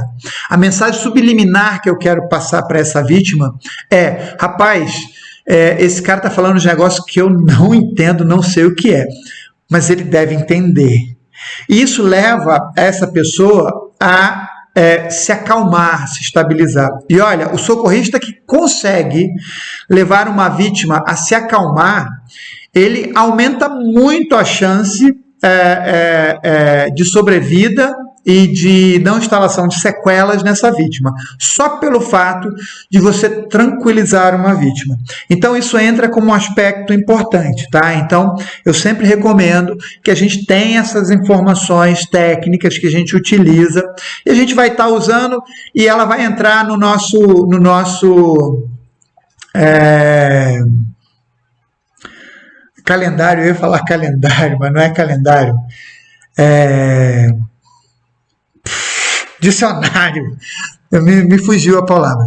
No nosso dicionário. Isso vai estar lá no nosso dicionário. Depois vocês lembram aí. Ok? Então vamos lá. Continuando. Vamos lá. O próximo passo. Sinais e sintomas também. Isso aqui é só um reforço, tá? Eu fiz aquilo ali para vocês fazerem o exercício, mas aqui tem, ó, todos os sinais e sintomas ligados a um quadro de choque, ok? Procedimentos. Agora a gente vai falar assim, o que fazer, né? Quais são os procedimentos de primeiros socorros nesse caso, ok? Todo esse procedimento que a gente falar aqui, eu vou até aparecer para vocês. Todos esses procedimentos que a gente for falar aqui, eles só não vão ser válidos para duas situações. Choque cardiogênico, que eu falei lá na frente, não uso esse procedimento. E se você tiver uma vítima com suspeita de hemorragia interna. Então, nesses dois casos, esse procedimento sofre alterações. Ok, isso, beleza. Ok, então vamos lá. Procedimentos. Aqui eu também gosto de fazer esse exercício, de levar vocês a uma reflexão prévia, né? Mas vamos lá, aí vocês, se quiserem, vocês fazem a reflexão prévia, que é o seguinte: também mediante o conhecimento da fisiopatologia do quadro, como é que você faria para auxiliar uma vítima para que ela entrasse numa homeostase ou num equilíbrio, ok? Então, esse é o desafio. Vamos lá, aqui eu vou dar prosseguimento. Então, olha só. A primeira coisa que nós vamos fazer enquanto socorrista, tá? E esse é um processo extremamente eficiente, chama-se posição Trendelenburg. E a posição Trendelenburg nada mais é do que colocar os membros inferiores mais elevado do que o tronco. A posição clássica de Trendelenburg é o sujeito num plano inclinado. Como a gente sabe que dificilmente, o socorro especializado ele tem, porque eles têm uma maca, mas dificilmente um socorrista terá isso em mãos, a gente usa um paliativo, e o paliativo vai elevar os membros inferiores. Então, você eleva os membros inferiores, ele vai aí a 30, 40 graus, tá? De elevação. Isso faz com que você tenha um refluxo sanguíneo e que vai garantir que você tenha um suprimento mínimo suficiente para o sistema nervoso central. Essa posição é chamada de Trendelenburg. Outra coisa também. Quando eu tiver numa vítima qualquer histórico de impacto, isso também é modificado, ok? Então não pode ter histórico de impacto. A próxima coisa, que tem o aquecimento leve da vítima, aquecimento leve. Inclusive, esse aquecimento ele não está tão bom, porque não dá para a gente saber se é um cobertor, o que é, né? Tá, não dá para a gente saber. Mas olha só, seria um aquecimento leve, e eu não aqueço mesmo. Você vê que ele está com membros do lado de fora? O ideal também seria não aquecer os membros inferiores. Tá? Esse seria o ideal. Então, um aquecimento leve a essa vítima. Olha, um aquecimento leve só vai se justificar se a vítima estiver consciente, ou seja, ela ainda está no pré-choque. Porque o frio é um sintoma, tá? Então, a pessoa só vai sentir se ela estiver consciente. Se ela estiver inconsciente, não se preocupe com isso, porque aquecer a vítima seria um processo antagônico ao que o organismo já está tentando fazer para restabelecer o equilíbrio, ok? Então, esse aquecimento com a vítima ele tem um caráter muito mais psicológico para a vítima. Então, você colocaria um lençolzinho aqui, ó, no tronco, ou uma camiseta, você coloca no tronco da vítima, deixa os membros sem esse aquecimento, porque aqui você está tendo um processo fisiológico importante para esse quadro. Então, você dá um aquecimento aqui no tronco da vítima e é o suficiente. Então, a gente chama de intervenção psicológica. Posição de segurança. Isso aqui nós chamamos de posição de segurança. Eu vou usar essa posição quando a vítima entrar em choque de fato, ou seja, ela já está inconsciente, e se ela apresenta possibilidades de vômito, né? Ela tem uma ânsia de vômito, qualquer coisa, ou algum sangramento, alguma secreção, sangramento nas vias aéreas superiores. Eu coloco a vítima nessa posição de segurança, chamada posição de segurança. O que a gente pode observar é que o membro que está no solo, ele fica estendido, dando apoio à cabeça, o outro membro ele fica flexionado próximo à cabeça, o membro inferior que está em contato com o solo, ele fica numa semiflexão, todo em contato com o solo, e o membro que está acima, ele fica flexionado com o pé por trás do joelho do membro que está ao solo. Isso aqui garante a manutenção ou estabilidade dessa posição. Então, essa é a posição de segurança. Uma outra coisa que eu vou falar aqui para vocês, e isso vai acontecer com uma certa frequência, ok? Isso vai acontecer com uma certa frequência aqui. Tudo que a gente colocar aqui no nosso estudo, ele está protocolado. Ele está no protocolo de atendimento de primeiros socorros da Cruz Vermelha, tá? E cada país tem o seu protocolo. Mas eu vou sair, de vez em quando, deste protocolo, ok? Eu vou sair desse protocolo. Por que eu vou sair desse protocolo? Para que uma ação de primeiros socorros, ou uma manobra de primeiros socorros, seja protocolado como eficiente numa situação de primeiros socorros, ou seja, um leigo pode atuar, ele tem que basicamente atender a duas demandas, né? Ela tem que atender a duas solicitações importantes. A primeira solicitação é que ela tenha que demonstrar de fato eficiência para o quadro, ok? Então ela tem que ser eficiente, senão ela não é protocolada. E a segunda, ela tem que apresentar praticidade para quem for usar ela enquanto socorrista. Ela tem que ser prática, ela não pode ser uma coisa complexa, que exija um conhecimento complexo. Se ela tiver isso, ela não vai ser protocolada, ok? E eu vou avançar nessa minha abordagem não protocolar exatamente nessas situações, ok? Então, uma coisa é um pouquinho mais complexa para ser utilizada, mas ela só não é protocolada porque um leigo não teria condição suficiente de tê-la como um conhecimento propício a ser utilizado. Ok? Ficamos entendidos aí? Então, com alguma frequência, a gente vai sair dessa situação. Aqui a gente vai entrar numa dessas situações, ok? E qual é?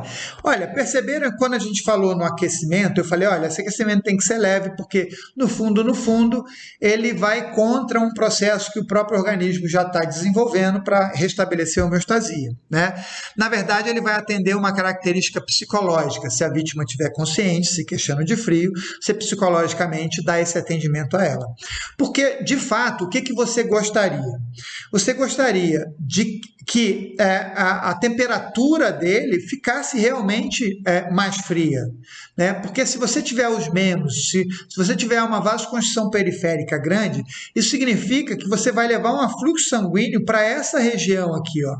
E essa região aqui é a região onde você tem os órgãos mais vitais, onde você tem o sistema nervoso, tem o cérebro aqui, ó. Então, você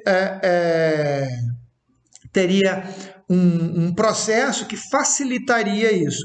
Então, olha só, se eu puder resfriar essa região, então se eu pegar, por exemplo, uma camiseta, um pedaço de pano e umedecer e colocar aqui, ó, eu vou estar facilitando o organismo nesse processo de restabelecer a homeostase, ok? Isso não está protocolado, mas a gente pode utilizar. Uma das coisas que o organismo faz em relação a isso é a inconsciência. A inconsciência, na verdade, é um mecanismo de proteção. Vamos lá, vou falar. A inconsciência, na verdade, é um mecanismo de proteção, tá? Quando a pessoa desmaia. É mais ou menos assim como se você desligasse o disjuntor geral, né? E que ele vai ser acionado quando o órgão mais sensível que eu tenho, que é o meu cérebro, tiver sofrendo de privação de oxigênio. Quando isso ocorrer, ele vai desligar esse disjuntor e vai fazer com que a pessoa desmaie. Veja bem, isso é um processo de proteção por dois motivos. Por que é um processo de proteção? Primeiro, você sai de uma posição ortostática, que é uma posição que dificulta o fluxo sanguíneo, principalmente para a cabeça, e vai para uma posição horizontal. Isso facilita a circulação. Então, essa é a primeira coisa. E aí vai uma dica. O leigo, o que ele faz, na maioria das vezes, quando alguém desmaia? É tentar levantar essa pessoa, sentar. Olha só, ele está indo contra. Entendeu? Então, não, a pessoa já está num sistema lá que vai manter ela, você reforça. Inclusive, você reforça usando o Trendelenburg. Lembra lá do Trendelenburg? Você vai reforçar ainda mais essa lógica. E perdi agora. Então, a primeira coisa sim. E a segunda coisa é que quando você desmaia, a sua taxa metabólica, ela cai. Então, a sua necessidade de energia, ela cai. Isso é importante? Muito importante, tá? É fundamental, porque se a minha demanda de oxigênio diminui, significa que eu vou ter uma facilitação melhor para estabelecer a homeostasia, principalmente levando um fluxo de oxigênio suficiente para o sistema nervoso central.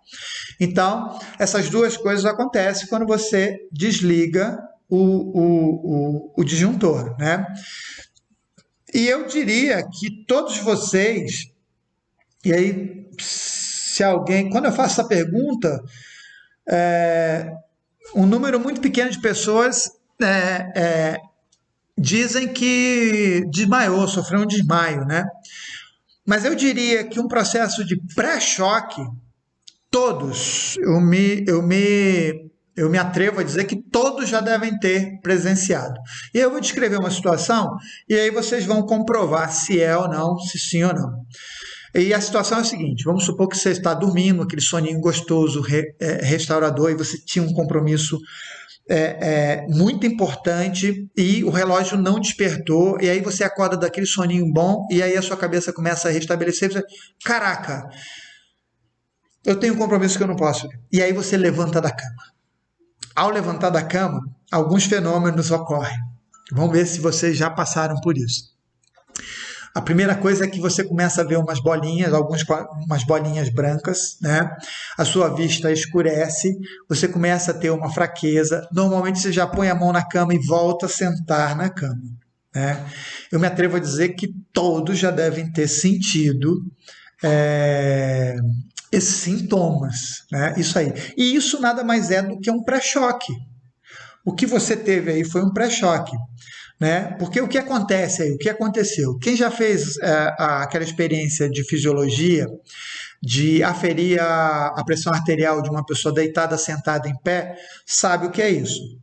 O nosso organismo, ele trabalha numa lógica para manter a homeostasia do mínimo possível. Eu estabeleço o mínimo, né? Para manter. E uma das coisas é, quando a sua demanda de oxigênio não é tão grande, por exemplo, quando você está deitado dormindo, o que faz? Você tem todo um ajuste ali da sua frequência cardíaca, frequência respiratória, o débito cardíaco diminui, tudo aquilo diminui, porque a sua necessidade é aquela. Quando você senta, isso já significa uma outra demanda, principalmente pela ação da gravidade. Se você fica em pé, uma outra demanda. O organismo ele tem que se adaptar a isso. E ele demora algum tempo para fazer essa adaptação. Então, dependendo disso, você pode ter essa experimentação de um quadro de pré-choque. E é exatamente o que acontece nesse exato momento. Aquelas luzinhas brancas começam a piscar, a sua vista começa a fraquejar, tal. Alguns desmaiam mesmo, caem no chão. E é comum acordar assim, meio tremendo, né? Isso é comum, esse processo aí, ele ocorre mesmo, né? E com aquela coisa assim, onde eu estou, quem sou eu, né? O que aconteceu? Também é super comum. Esse foi o disjuntor que foi desligado ali e você simplesmente vivenciou um quadro de pré-choque, alguns até o choque, que é o desmaio, né? Então, isso é muito comum.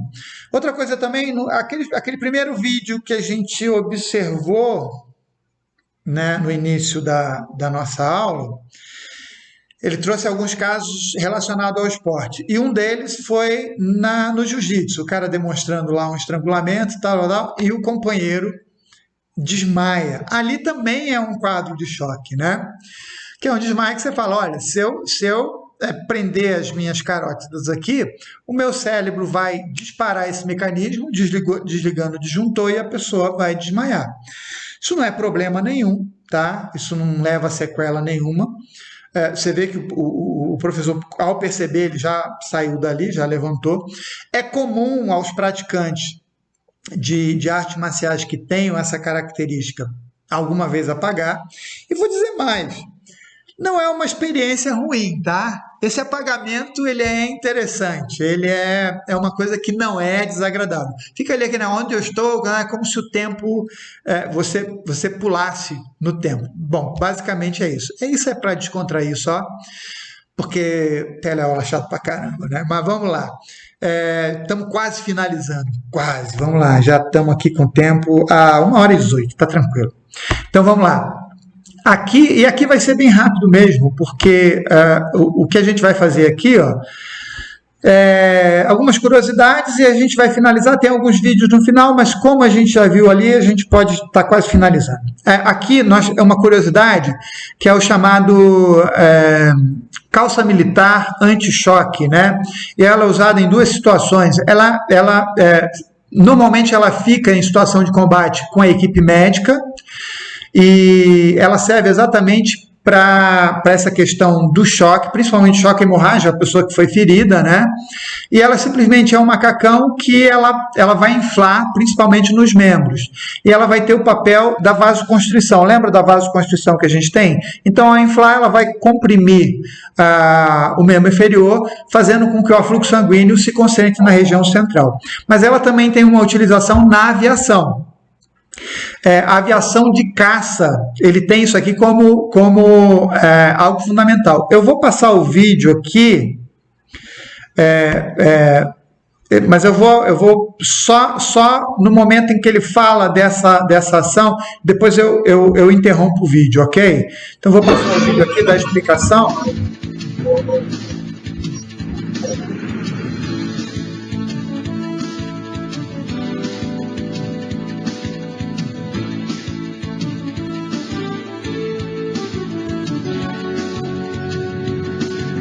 Do equipamento que a gente utiliza é para adaptar a fisiologia do ser humano às condições de voo. E a outra metade do equipamento que nós utilizamos é para que possa nos dar as condições mínimas de segurança numa situação de emergência. O primeiro equipamento que o piloto utiliza antes de se amarrar são as restritoras, né? Esses dois equipamentos, a fim de possibilitar que na hora da ejeção as pernas do piloto sejam recolhidas e assim elas não colidam com a aeronave, né? Na sequência a gente utiliza o equipamento anti-G. Esse equipamento ele é preso a cintura e as pernas, e a finalidade dele é fisiológica, né? O organismo não foi preparado para sustentar uma carga de G excessiva. Por último, a gente tem o MSV, esse equipamento é um colete, né? Com uma série de equipamentos com repelência, um equipamento misto para selva e mar. Pronto, aqui a gente observou e aí ele mostra esse equipamento que é para aviação de caça, né? Que ele utiliza. E ele usa o termo força G, eu acho que todo mundo sabe o que é, né? Força G é quando você artificialmente, por um movimento angular, você artificialmente aumenta a força da gravidade, é artificial, né? Então, movimentos circulares, você faz isso. Aquelas cabines que a gente viu são cabines de teste, então a pessoa fica girando ali, simulando a força G, e normalmente os pilotos de caça têm que fazer esse teste e tal. E uma curiosidade, né? Você vê que eles fazem uma careta, tal, essa careta não é tanto pela a ação da gravidade, ela tem alguma ação na gente, tal, mas não é. Toda aquela careta é porque esse piloto ele não está usando o macacão anti-G e ele tem que compensar isso fazendo uma contração muito forte em toda a musculatura, principalmente membro inferior e superior. Porque a contração muscular promove um colabamento dos vasos. E isso faz com que o sangue se mantenha aqui. Então, essa pessoa está... E sempre tem alguém instruindo, tem um cara instruindo, inclusive na respiração, pedindo para ele respirar.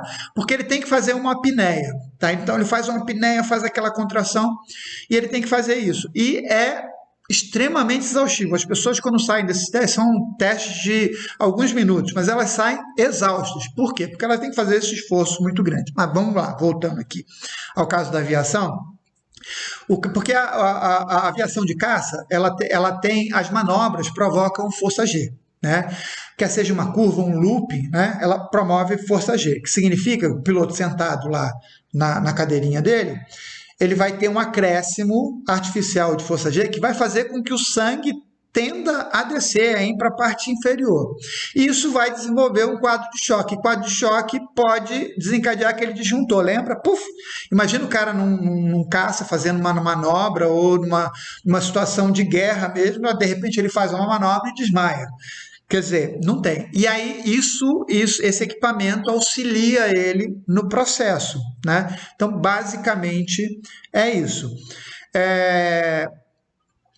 E tem uma outra curiosidade. Vocês já repararam que na aviação de caça, sempre quando o piloto tem que descer, ele não faz essa manobra aqui? Normalmente os aviões comerciais eles fazem isso, né? Eles vão descendo. Mas o piloto de caça ele não faz isso. Quando ele tem que descer, ele faz isso, ó, e aí ele desce. Por que ele faz isso? Porque ele teria o anti-G, né? Se ele faz isso aqui, então o looping nesse sentido faz um anti-G, faz com que o seu sangue venha para a cabeça. Para isso não tem como eu compensar, tá? Esse afluxo de sangue não tem um capacete que aperte aqui, ó, tem a caixa craniana, não tem como. Então esse é muito perigoso. Agora, o outro nós temos como fazer. Por isso que essa manobra sempre ele vira, depois ele desce, né? Porque aí ele está acionando a força G para baixo e o macacão vai auxiliar. Olha aqui, eu não vou usar os videozinhos aqui que a gente tem, porque a gente viu lá no começo alguns, tá? Eu coloquei num vídeo lá a questão da mulher, eu acho que é esse aqui, ó. Esse vídeo aqui, ó, traz um grupo que está fazendo os testes, e aí tem algumas mulheres também. E aqui dá para a gente ver, e de fato as mulheres apresentam uma resistência maior à ação de gravidade, força G, tá? Elas apresentam uma... Então, fisiologicamente, parece que elas têm mais eficiência para aguentar a força G do que os homens. Tanto é que as mulheres que fazem o teste aqui, ó, nenhuma delas desmaiam. E alguns homens aqui, bastante, eles desmaiam, tá? Então, basicamente é isso. Vocês não teriam acesso a esses vídeos aqui, porque eu não rodei, eu estou gravando aqui, então não rodei. Mas se alguém quiser depois ver o vídeo, mas aqui são vídeos que mostram essa questão da força G, é mais uma curiosidade. Gente, agora que eu estou vendo aqui que o volume está estourando, velho. Se ficou muito alto, você abaixa aí no seu. Mas, gente, muito obrigado. A gente está aqui fazendo teste. Estamos tudo no mesmo barco, tá? Provavelmente eu já tenha feito aí uma reunião com vocês, óbvio, online, e a gente tratado, inclusive, da estratégia pedagógica que a gente vai usar. Eu estou só aqui já adiantando nesse processo aqui, o que vai ser essa nova estrutura que, para muitos de nós, está sendo algo inusitado e inédito. A gente nunca trabalhou nessa lógica, ok? Gente, um abraço, então, e até a próxima.